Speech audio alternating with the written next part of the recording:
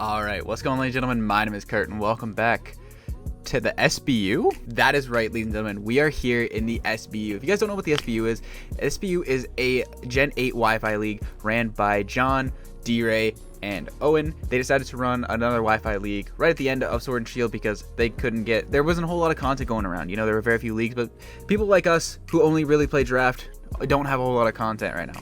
So they started that up, and I actually opted out to play initially just because I had IBA going on and I had a couple other things going on that actually fell through.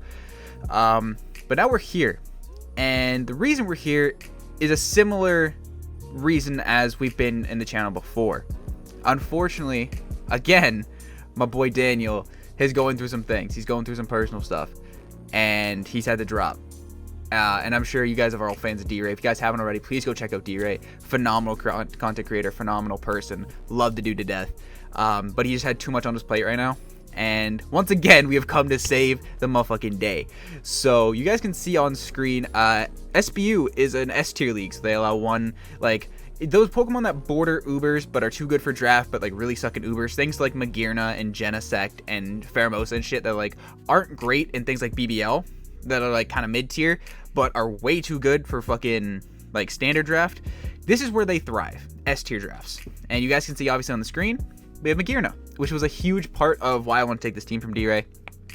Also just helping out my boys because record's not too hot, boys. My boy Daniel, he tried his hardest, he did the damn thing, but he is 0-4, and I'm known as the comeback kid. I've brought some comebacks before, but 0-4 in an 8-week season is a little bit rough.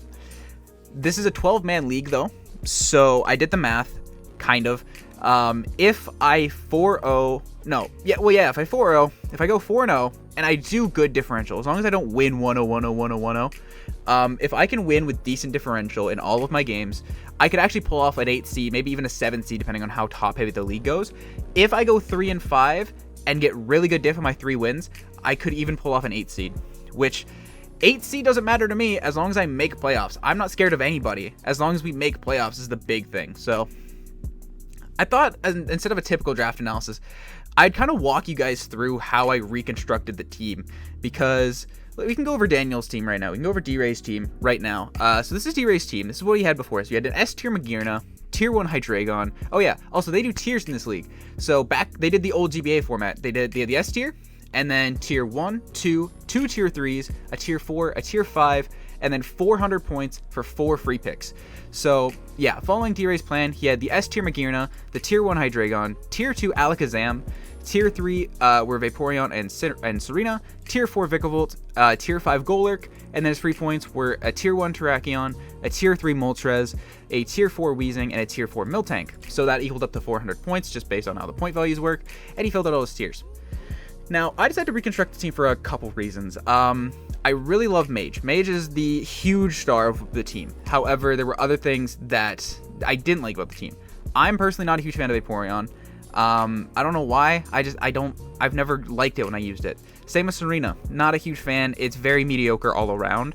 Especially as like a bulky grass pivot. It doesn't have great stats to be bulky. It doesn't have great stats to be a pivot. Vikavolt. I've actually been wanting to try Vikavolt. I think he's kind of cool, but I think he's very matchup dependent, which may not be the best thing because I don't know. He's very OTP in my opinion. Vikavolt's very OTP, but you know, he's not bad. I've been wanting to try him. Golurk is a cool Tier 5. I fuck with Golurk. He's kind of cool. I know d.rey was loving this thing. Terrakion's a phenomenal breaker that I've actually been really wanting to try, so shouts to him. Moltres is another Pokemon I've been wanting to try.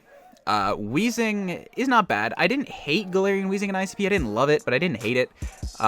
He's a little bit less, like, obviously doesn't have like a fairy coverage and shit like G-Weezing gets, same with Defog. So he's like not as good Weezing, G-Weezing, but you know, it's not awful. Gives that grounded poison this gen with the neutralizing gas. And the Miltank is one of my favorite normals. Not my favorite normal, but it's up there. It's a good normal, reliable rocker, but there were some things I really didn't like about the team. The main thing being that there wasn't a whole lot of synergy with Magearna. Magearna's biggest struggles are breaking through bulky fire types. Even bulky waters are kind of annoying. Opposing steels, which like he had Terrakion to pair with for sure, and things like Moltres to wall.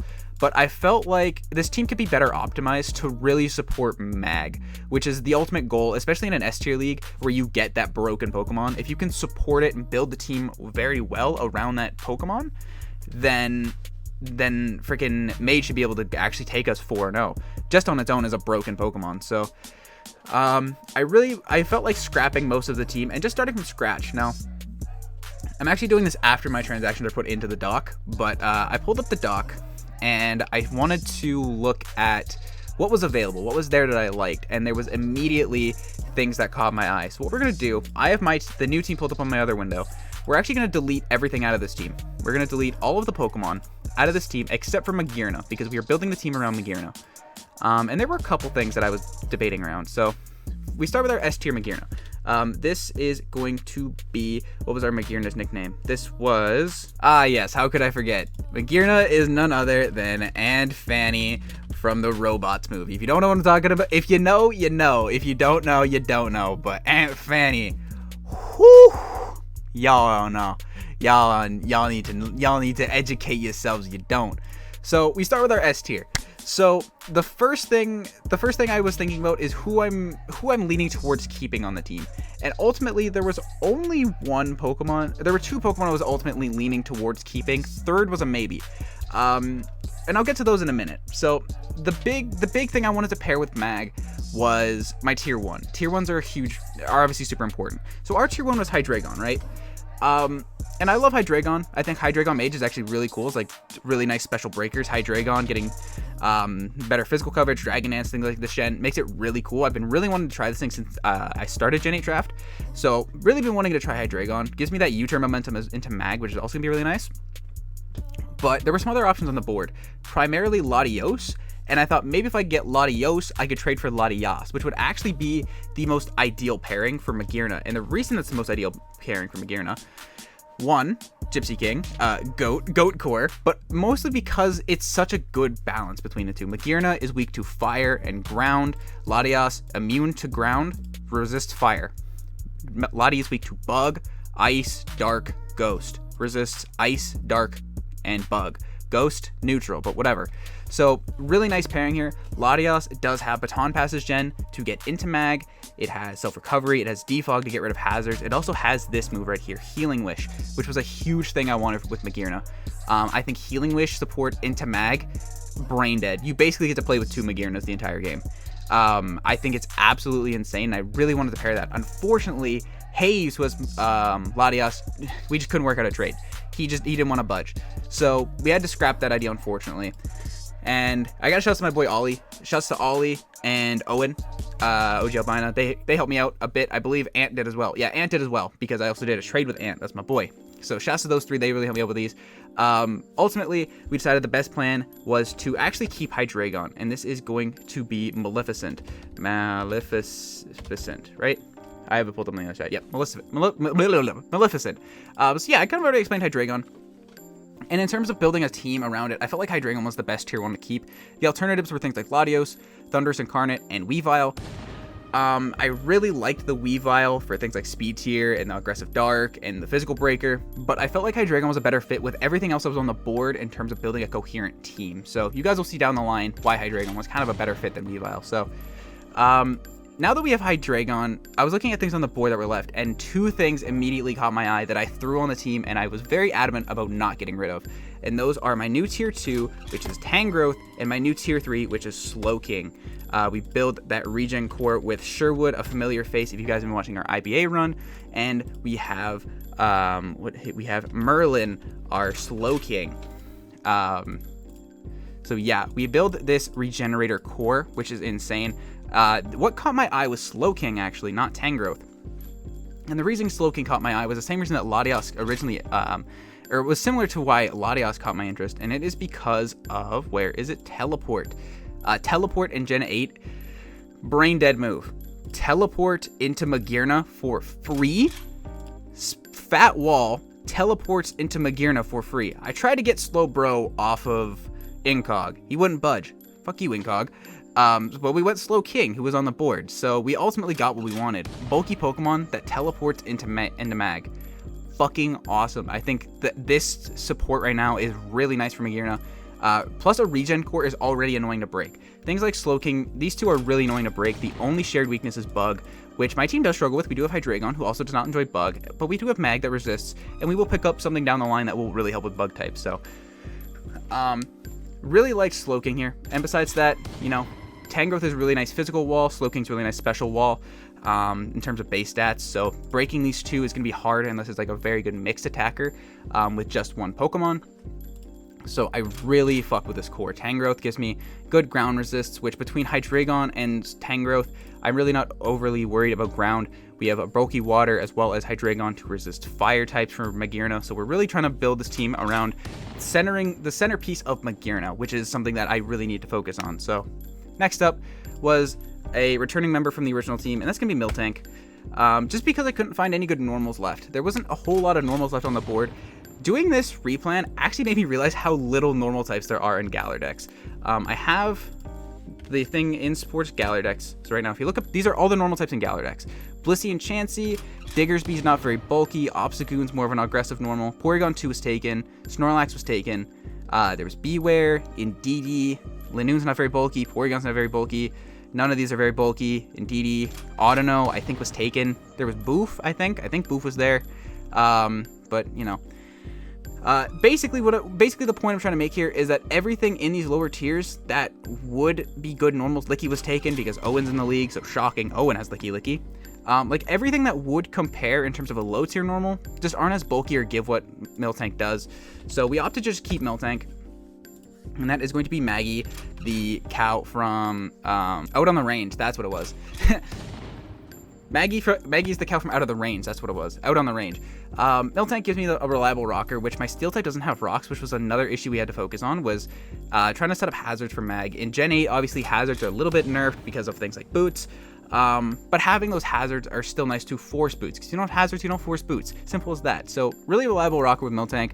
Self-recovery, bulky normal to check offensive ghosts. We do play, I believe Spectrier is the bulky ghost we play. Gengar was on the free agent board. I really wanted to try and fit Gengar in this team, which we may or may not have done. And then we don't actually play Dragapult unless we play playoffs, which if we play Dragapult, we're in a little bit of trouble, but we'll figure that one out when we get there. We have a Slowking, we're fine. No, we're not. That's a ghost type. We'll figure that out. We'll probably that's future Chris problem. So really just opted to keep Miltank here. So next thing I wanted to focus on some hazards. I wanted to focus on some removal. I wanted to focus on having some important types. So right now we have our S tier, tier 1, tier 2, 1 tier 3, and a tier 4. Was really struggling with that second tier 3 slot. And originally that tier 3 slot was Moltres.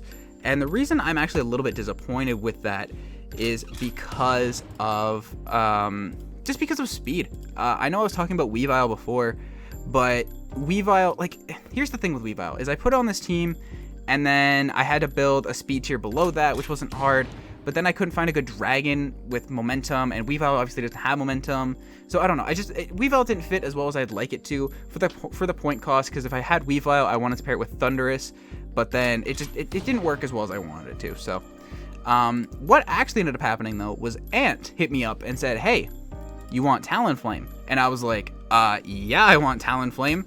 And the reason I wanted Talonflame, Yago or Talonflame, is because it gives me that speed tier, that elite speed tier of 126. I really wanted that elite speed tier, especially with teams like this. Forcing fast Pokemon to go fast against a bulky offense team like mine is going to be key. This forces things like Dragapult to run timid, as long as they respect me. This forces other fast things like a Selgor to be fast. It doesn't allow these bulky offensive fast hitters to do what they want to freely. And especially with a bulky offense team like mine, bulky balanced team like mine, that's gonna be super important. Talonflame also really fixes that bug issue we were talking about earlier with things like Hydreigon, Tangrowth, and Slowking. So I really like Talonflame. It gives me a defogger as well, which my team was kind of struggling with. We only had Hydreigon at the moment, so I wanted to pick up Talonflame as a defogger. I was going to be okay with Moltres. I would have figured out some speed, but if the speed was Jolteon, and if we can go in a world where I don't have Jolteon, that's better. Also, just be another U-turner, fast U-turn, taunt, just overall kind of a better Pokemon for the team and the goal I'm going for here. So the squad right now is looking pretty good. I do want another breaker though, because we do have these two, obviously, but we're going to try and, like, obviously win con or something like with that with Mage or Hydreigon, and then the other is, like, a solid breaker. And then we don't have a whole lot of great offense here. Another thing that we obviously need is a good ground type, and I would prefer to not have T-Spikes on my side. Why? Because I have a Regen Core. Regen Cores do really not enjoy T-Spikes at all. They're fucking annoying. Same with Maggie, the Miltank. Just having to heal Bell off temporarily is annoying, but if T-Spikes are up, it's there forever, and it's annoying. So, there was actually a huge tier 2 left in the board, our first free pick, and that's going to be none other than Cusco. Cusco's poison. Cusco. Our Nidoking. Nidoking was something that was really cool left on the board that I wanted to grab, as it filled pretty much everything I just said. It gives me another rocker, which is pretty reliable because Nidoking can force rocks on switches, because of how offensively hard this thing hits with Life Orb, Sheer Force, things like Sludge Wave and Earth Power in particular. This set alone can fucking destroy teams. And then you throw coverage on there, things like Ice Beam, Flamethrower, Thunderbolt. Really, really nice. It also gets T-Spikes, which is another, like, if I can set T-Spikes up, that's just free chip for Hydreigon and Magearna, as well as absorbing T-Spikes himself with the grounded poison typing, and gives me a ground type, another rocker, 2 force rocks. Nidoking is just a monster. I really like Nidoking as a breaker. It really helps break down things like fires and steels, which really help for both Magearna and Hydreigon. It also breaks down fairies for Hydreigon, so Hydreigon now has the ability to shine as well as Magearna, because Hydreigon paired with a aggressive steel and aggressive poison really makes this a lot nicer. So I felt Nidoking was an amazing fit for this team, and it being a tier 2 slot, this was 120 points. So now it's where do we go from here? Right now, I'm actually really liking this team. This is a solid, 8 core? This is a solid 7 Pokemon core that realistically I could swap any of them out and I'd actually be okay with bringing pretty much every week. So right now we still need our tier 5, and then we have a 280 points for 3 Pokemon. So next issue I wanted to focus on was just some more hazard removal, because right now we have good hazards. We have solid rockers in these two and T-Spikes in Cusco, but I wanted to focus more on removal than hazards themselves, more so for my Regen Core, because if I can have my lefties, if I can have a berry to scout or to lure, if I can have not heavy duty boots, if I can have Rocky Helmet, if I can have, if I can have these other items on my Regen Core instead of having to worry about boots, then that'll be insanely nice. As well as looking at future matchups. There were a couple Pokemon in the few matchups I do play that I really struggled to break, and there was one low tier that really helped fix a lot of these problems, and that's Rotom Fan. And you might be thinking, this man picked up Rotom Fan? He needed Rotom Fan? Rotom Fan fills everything I needed it to. This is shouts to Owen, because I was sitting in call and I was like, dude, I do not have a good Rotom nickname. And he said, what's that glitch girl from Wreck-It Ralph? And me and Ant went, holy shit, that's a good nickname. So we have Vanellope. Let's see if I got it right. Vanellope. I do. I got it right, because it like glitches and it turns into things. It's such a good nickname for Rotom as a Disney fan. Oh, it's so good. I also watch Wreck-It Ralph, so I get the reference, because some of these references I don't get because I don't actually watch a whole lot of movies. Sorry. But Rotom fixed a lot of issues we had. There was a couple Pokemon in future matchups that we didn't break super well with our team right now. So Rotom really fixes those. Namely Corviknight. I don't remember who has it, but I know we play it. And we didn't break Corviknight super well outside of Talonflame and things like Fire Blast, Nidoking, and Hydreigon. So Rotom is just really nice for breaking things like bulky flying, so we didn't break super well. Also gives me hazard removal with Defog, which obviously we're gonna run boots on Rotom probably, so we don't take the rocks ourselves, but it does get rid of hazards. And overall, it gives me some more Volt Switch. Look at our momentum game right now. We have Volt Switch, Teleport, U-Turn, U-Turn. Tangrowth doesn't get momentum, but like, he doesn't suck momentum either. He just regens out and gains it. Like, he also appreciates it. So right now, we have such an amazing, we have so much momentum. We have so much, we just have a lot of support. Ultimately is what I'm trying to build here, is a lot of support pieces for our offensive pieces, or just to be fat with our defensive pieces. So I felt like Rotom just was a really nice gel for a low amount of points. I also really like that electric typing to break bulky flyings, which I didn't break super well right now. So now we have, what is that, 180? So we have 120, no, we have 220 points for 2 Pokemon, as well as our regular tier 5. So I decided at this point that another member from the original team can stay, and that is none other than Terrakion. And we decided to keep Terrakion for a couple reasons. One, look at this nickname. Look who he's paired with. Cusco and Gronk. Oh my god, this was greatest idea last night. Me, and Owen had greatest idea was Kronk and Cusco. Paired them together. This was not the only reason though. Terrakion just breaks really well. Like I said, breakers. We do have a very bulky team, so getting another really solid breaker was super important, and a physical breaker at that, because Hydreigon, it excels at being special. It can be physical with 105, things like Dragon Dance, a lot of coverage. Mag, we're gonna want to run special. Look at that. And Cusco, often it gets more special moves to boost off of Sheer Force. So things like Sheer Force, Earth Power probably do more to most things. So having this really solid physical breaker with that really solid speed tier to fill in between Talonflame was something that I really valued. It was between Thundurus in the Rotom slot and then something else, but Terrakion being a primarily physical attacker was something that I really wanted, because we really didn't have a whole lot of great physical offense at this point. We only really had Nidoking and then like the weird Hydreigon. Talonflame, I guess, was kind of cool, but like base 81.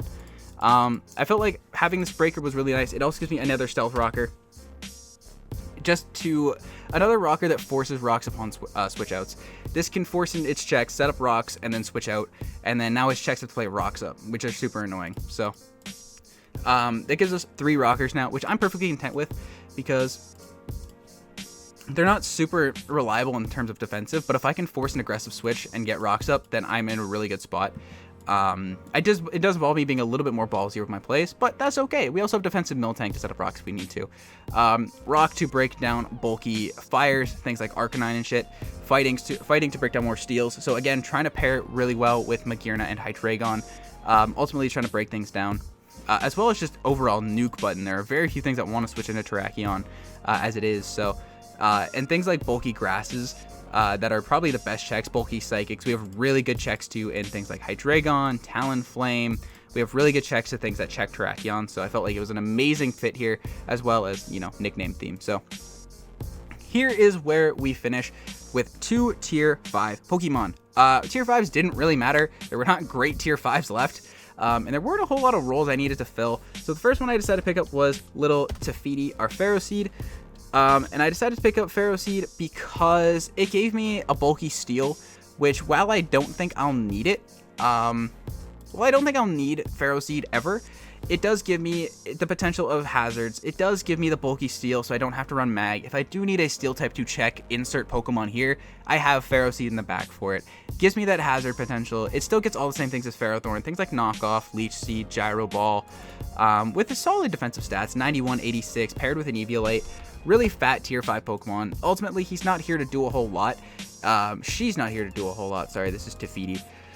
She's not here to do the whole lot. She probably won't come, if ever, but she's here to force prep. You have to respect the potential of hazards, because if I bring Ferroseed and you don't have preparations for hazards, you could just lose to hazards on its own. Hazards plus Mag is a threat, so you gotta respect it, people. And last but not least, we are going to pair is Sableye. This is going to be Yzma, our Sableye.